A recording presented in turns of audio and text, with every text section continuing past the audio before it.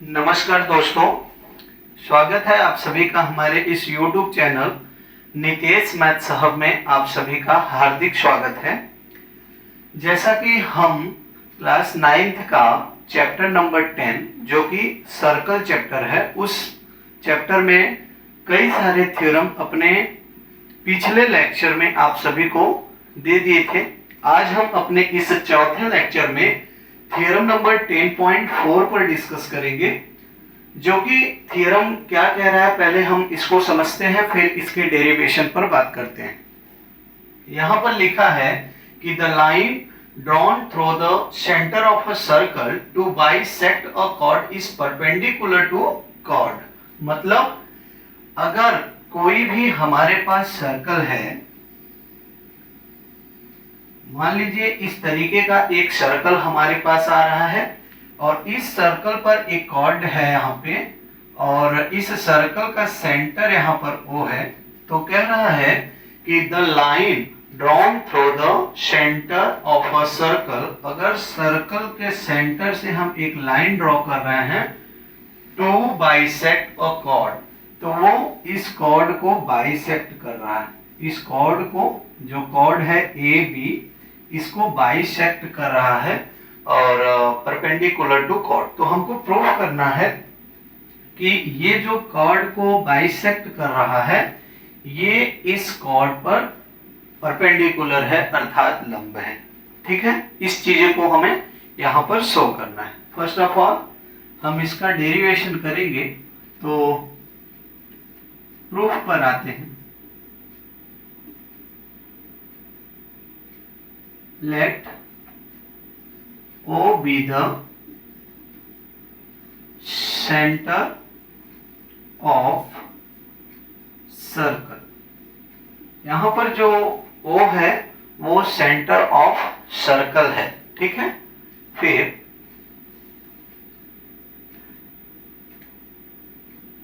यहां पर गिवन है कि AM इक्वल हो जा रहा है BM के। ये कंडीशन इक्वल है कि जो हमारा AM है ये इक्वल हो जा रहा है BM के, अर्थात जो हमारा कॉर्ड AB है इस पर सेंटर से डालने वाली जो रेखा है इनको समद्विभाजित करता है, अर्थात समान दो भागों में बाइसेक्ट करता है। ठीक है, तो यहां से नाउ वी प्रूव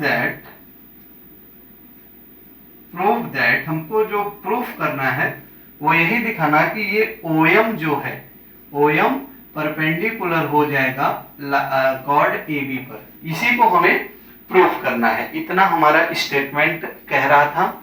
अब इसके डेरिवेशन में सबसे पहले हम इस पर इसको ड्रॉ कर देते हैं लाइन, और in triangle AOM and triangle BOM, in triangle AOM and triangle BOM में हम ये देखते हैं कि OM इक्वल हो जाएगा OB के। इस ट्रायंगल का जो ये लाइन OM है ये इक्वल हो जाएगा OB के। क्यों?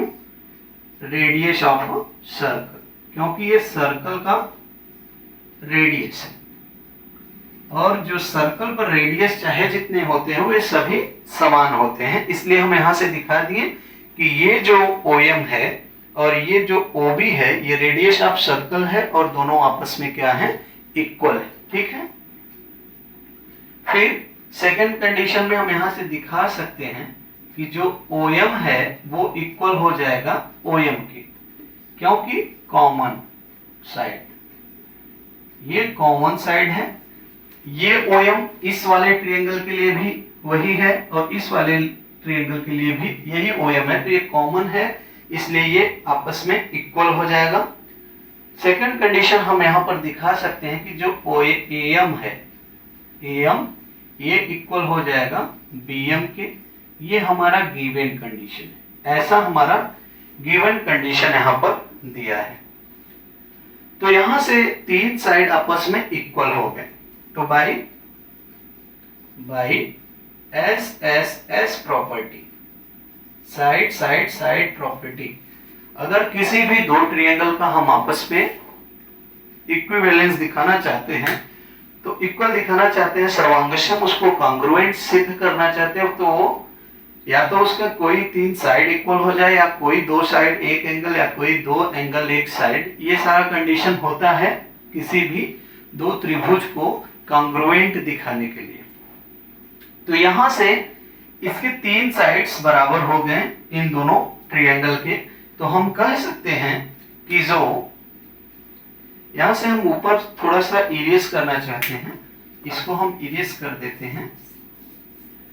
तो यहां से दिया है कि जो ट्रायंगल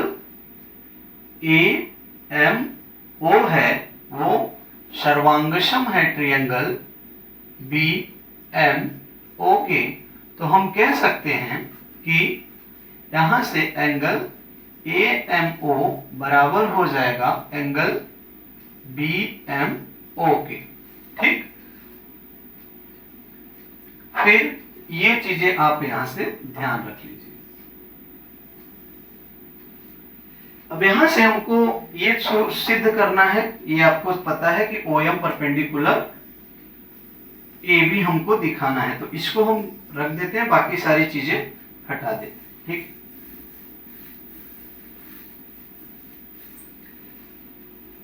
यहां से आप क्या देखते हैं कि बाय लीनियर पेयर प्रॉपर्टी, जो लीनियर पेयर प्रॉपर्टी से हम ये सिद्ध कर सकते हैं, लीनियर पेयर ये कहता है कि जैसे कोई भी एक लाइन है और उस पर एक लाइन इस तरीके से है, तो इस पर जो एंगल दो